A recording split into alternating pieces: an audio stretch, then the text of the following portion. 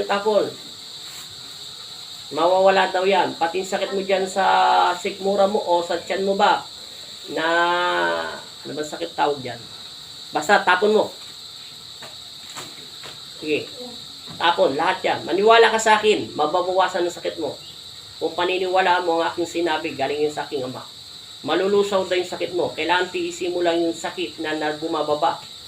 Kung gaano katindi kasi ang sakit ng katawan nyo, katindi rin kasi ng sakit na papel na ito. Hindi naman kasi ito sasakit yung papel kung wala naman kayong nararamdaman sakit.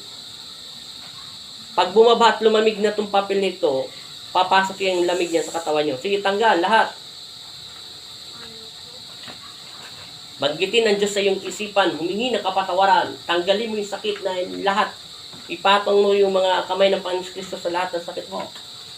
Unahin mo ang iyong isipan at puso't kaluluwa. Humingi ng kapatawaran sa aking Ama. Kung ano man ang gawa mo kasalanan, sa isip, sa salita, sa gawa, sa buong pagkatao, walang perpektong tao, tanda mo. Lahat nagkakasala.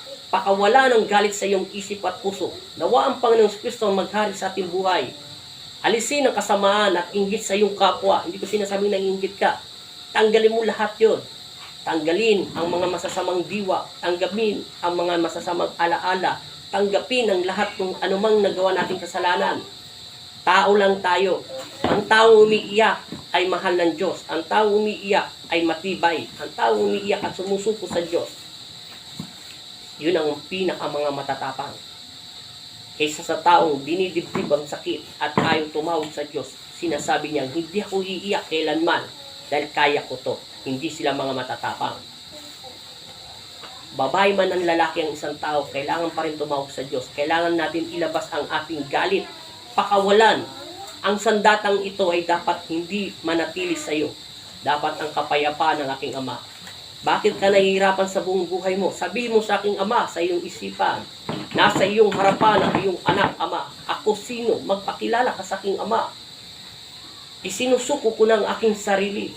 Nahihirapan po ako sa aking pananaw sa buhay ngayon. Tulungan mo ako na makalayas sa masamang espiritong umaanlili sa aking katawan at mga sakit nito.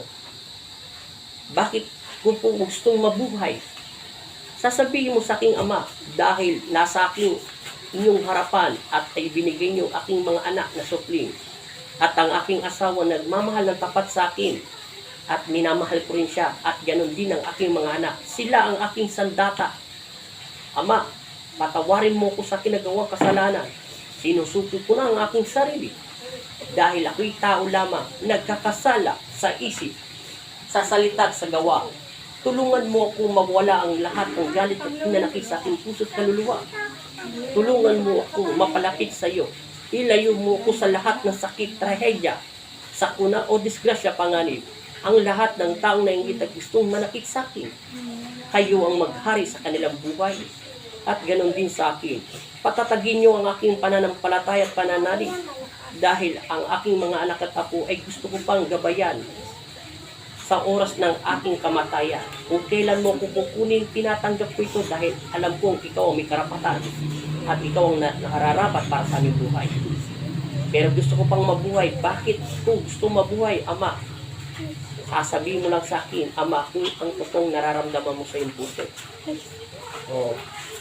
Tulungan mo akong mapalapit sa iyo. Lahat naman ng tao ay nagkakamali. Walang perpektong tao sa mundo.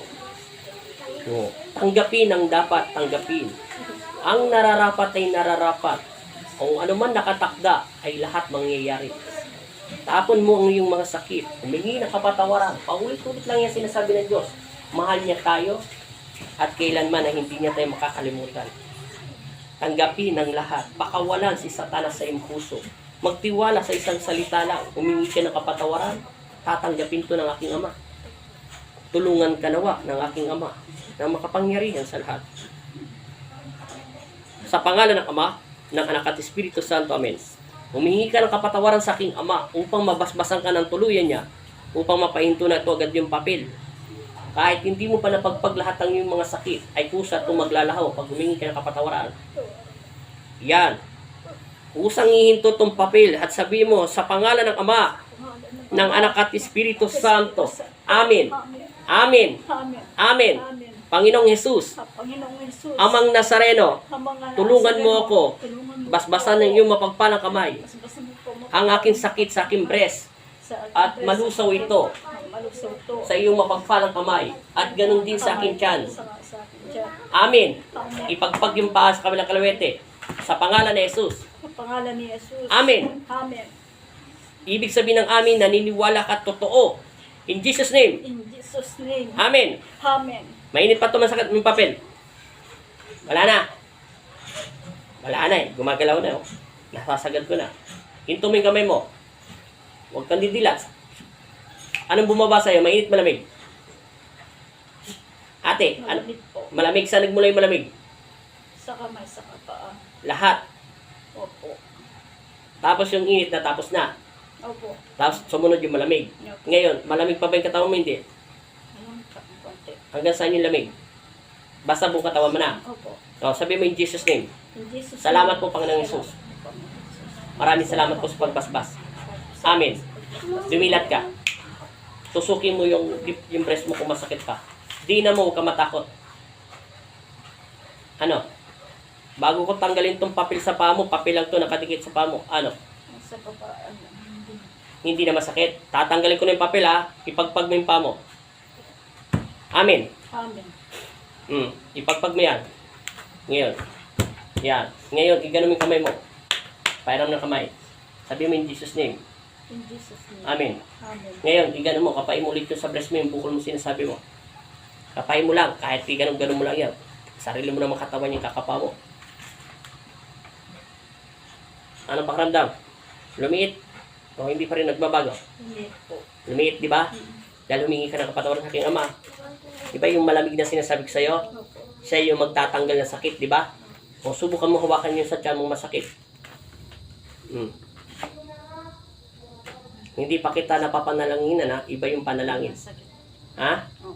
Nawala yung sakit. Kanina masakit yan, di ba? Medyo po. Ngayon, Ano po, hindi naramdaman. hindi mo na naramdaman. Di ba sabi ko sa'yo, napakasimple lang tumawag sa aking ama, di ba? Kung bukal sa puso mo, usa kang iiyak doon, hindi ka pipilitin umiyak. Pag nagawa mo yun at naramdaman mo yung lamig na pinasabi ko, ibig sabihin, ang Diyos yun. Ang kamay ng Panginoon Kristo ay parang hindi kasi lamig ng yelo, pero kakaibang lamig yun. Ngayon mo lang maramdaman. Para kang kinikilabutan na hindi mo mawari. Pero masarap sa pakiramdam. Mas masarap pa para sa aircon. Yung aircon, pag sobrang lamig, giniginaw ka. Pero siya hindi. Simple lang po. No, simple lang lamig. Yun ang basbas ng spiritual sa Panginoon. Kaysa minsan kasi yung tao, parang ako na nagdarasal sa kanya paulit-ulit ko lang sinasabi. Oh, inom tayo ng tubig. Okay lang muna, mamaya na natin pagpatuloy. Ilan taon nyo na sakit yan, te? 2 years po. 2 years na. Yung kanina, habang alam ko gising ang diwa nyo, di ba? Napapakinggan nyo yung panalangin natin. Sinasabayan nyo lang ako. Nakarekta kayo sa Panginoon Kristo. Sabi nyo kanina, katagal-tagal mo nagdarasal, ngayon mo lang naramdaman yung parang malamig na hindi mo mawari. Biglang nawala yung sakit mo. Yung breast mo sa dibdib nyo, ilang taon mo na sakit yan? Tagal na rin po. Basta after 1 year. 1 year na. Yung sa tiyan nyo, 2 years. 2 years na. Bali sabihin na natin 3 years na lahat. Ngayon, alin nawala yung sakit na naibawasan ng konting sakit yan, alin din nawala? Ang una, yung tiyan nyo. Tusukin nyo. Lumambot na. Pinatalong ko na kayo kanina, di ba? Tapos yung sa breast nyo, Lumit po. lumiit. Dati kasing laki ng kalamansi. Ngayon, Parang mali na ulin. parang malit na hole na lang. Ibig sabihin, yung dinasal tayo kanina, sumabay ka sa panalangin sa akin, ngayon ka lang nakaramdam ng parang nilamig. Pero ang oras na ngayon, siguro kanina nagsimula tayo mga 6:45, di ba? Kasi ang oras ngayon 7:22. June 30 ngayon. 7:22 oras na ngayon, di ba? Ginamot ka lang ng Diyos mga 15 minutes, di ba? Abutin ng 15 minutes, hanggang gano'n. Pero salamat sa Diyos. Ngayon mo lang, isinuko mo ang lahat ng problema mo. Gano'n lang yung sinasabi ko sa mga pasyente ko, di ba? Sakit spiritual yan. Hindi ka kinukulam, ha? Talagang kusang tumubo yan. Ibig sabihin sakit sa spiritual. Kusang dinala yan ng demonyo. Ngayon yung demonyo ay natalo mo. Ngayon mo lang naranasan yon. Di ba ikaw nagpaulit-ulit kung sinasabi, ang tagal mo nagdarasal, di mo naramdaman. Ngayon may ngiti na mukha nyo rito. Maayos na at maliwanas na. Salamat una sa Panginoong Kristo, salamat sa Diyos, at salamat din sa inyo, at nakarekta ka na sa Diyos. Yan tubig niyan, yan ang lulusaw ng lahat ng nararamdaman mo. Yung kasing laki na lang ng hole na mawalanan. Yung sakit mo dyan dito sa, malapit dyan sa tiyan nyo, ay unting-unti na lang, o wala na. Wala na, meron pa. Wala, hindi na ako na. Hindi na, talagang wala naman sakit talaga. Salamat sa Diyos. Maraming salamat, Panginoong Isus amang Nazareno. Nakarekta ka na sa Diyos, ha. Manatili nawa kayo sa Panginoong Kristo. Hindi ka kinukulam, ha. Baka sabihin na naman yung bukol niyan sa breast mo, dala na naman ang kulam yan. Baka sakit na naman dyan sa tiyan mo na halos hindi ka makahinga, na malaking bukol. Baka sasabihin, kasi naka-schedule kayo na x-ray, di ba?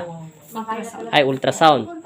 Pag yan in-ultrasound, at kung ano man lumabas doon, dahil may basbas ka ng Diyos at tubig, paniwalaan mo yun, totoo yun. Kung sinabi niya ay kung tatapatin, dahil yan siyan mo, alam ko, may makita man siya dyan, kapitik lang. Pero sa bukol mo kasi malaki, kasi laki pa ng kanina ng ng kalamansi, di ba? Ngayon, maliit na lang.